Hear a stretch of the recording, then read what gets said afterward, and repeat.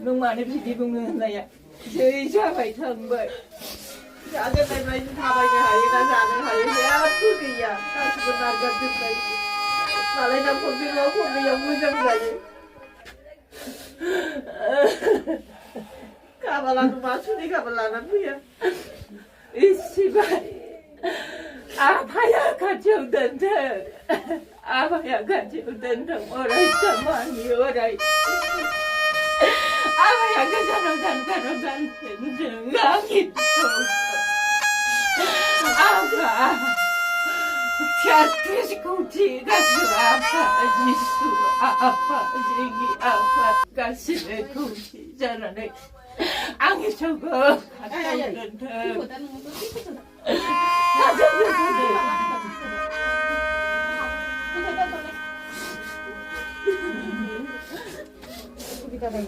rồi ăn là sinh thành cái gì rồi dùng được cái gì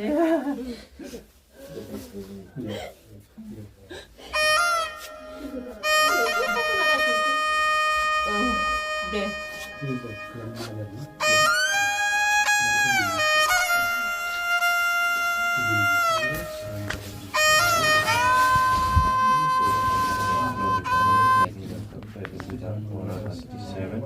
He wants us to stay out of the death, forgive us our trespasses, as we forgive those who trespass against us. And lead us not into temptation, but deliver us from evil. Amen. Love, grace, the Lord is with you. Blessed are you among women, and blessed is the fruit of your womb, Jesus. Holy Mary, Mother of God, pray for us sinners, now and at the hour of our death. Amen. 많으잖아 할아버지. 너무 많이 비비고 먹는다야. 제일 좋아할 텐데. Dạ cái này mày thà mày hay là giả này hay là cứ kì à, cả sự cần làm gần được đấy.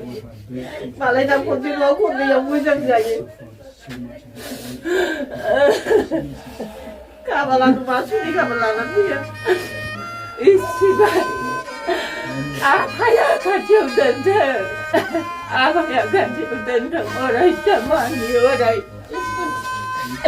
아마야 가자로간 등강이 아가 티아트시코티 가수 아파지기 아파 가시네 코티잖아네 앙이 저거 가자는데 가자는데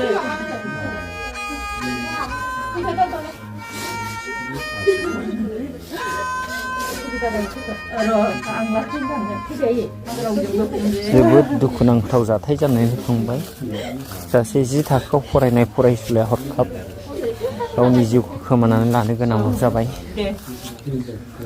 बिथांजोआ गोबां दिननिफ्रायनो बेमारजों साग्लोबजानानै दंमोन, जेरैहाय आथिं सानाय सुनाय मोदोम बुनाय हां लानो हायै बेफोरबायदि बेरामजों दान मोनब्रैसो साग्लोबजानानै दंमोन। गोबांथार सिकित्सा खालामदोंमोन, क'क्राझार एमआरएम लांनानै गोबांथार सिकित्सा खालामदों। दिनैहाय जोबथारनायाव गुवाहाटियाव लांदोंमोन सवागतआव, बेयावनो जोबथाहांबोबाय। थैनायनि जाहोना गोबां दं, गोबां सुबुङा गोबां बुंदों, नाथाय बेफोरनि गेजेराव मोनसेखौ जोङो साननो गोनां जानानै फैदों। बुंदों बे ओनसोलाव बिस गोनां दै दं होननानै। मानोना बे ओनसोलाव गोबां रोखोमनि बेमार आजारजों साग्लोबजागासिनो दं सुबुंफ्रा। थैनानैबो थांबाय, गोबांथार थैनानै थांबाय, आरो दासिमबो सानाय सुनायजों भुगिनाय, मोदोम बुनाय, हां लानो हायै बेबायदि जाफबनानै दंजोबो। बेनिखायनो बे खोथाया सैथो नामा? बिस गोनां दै दङ, बे ओनसोलाव बिस गोनां दै दङ होनदों। दा बेसेबां सैथो मिथिस' हाया। मोनसे खावलायनाय बेनो, जायनाखि सरकाराव थानाय सुबुंफोर, बा डिपार्टमेन्टआव थानाय सुबुंफ्रा बे भिडिअखौ नुदोंब्ला बे ओनसोलाव फैनानै बे ओनसोलनि दैखौ टेस्ट खालामनानै नायोब्ला गाहाम जागौ बेनो जोंनि खावलायनाय लोगोसे नोंथांमोना आंनि लोगो नोंथांमोना बे भिडिअखौ नुदोंब्ला जोंनि गोहोआव थानाय पावाराव थानाय सुबुंफोरनिसिम जाहाथे सौफैयो बे भिडिअआ अन्नानै शेयार खालामनानै हो जाहाथे बे ओनसोलनि दैखौ गोहोआव थानाय सुबुंफ्रा एसेबाबो टेस्ट खालामनानै नायो आं बेखौनो बुंबाय गोजोन्थों थेंक इउ बाय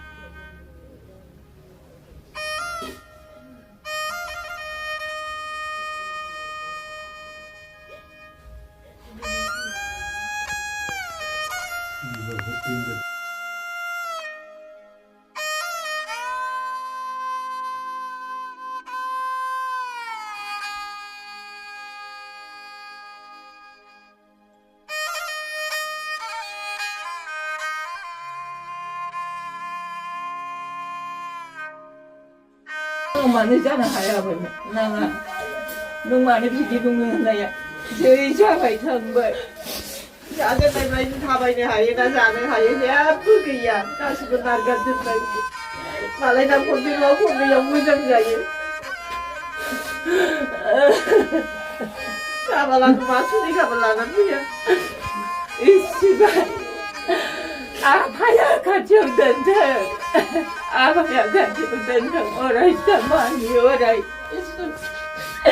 आफाया गोजानाव जानगाराव गानथों आंनि फिसौखौ आफा 33 कोटि गासिबो आफा जिसु आफा जोंनि आफा गासिबो खौसे जानानै आंनि फिसौखौ खाथियाव दोनथों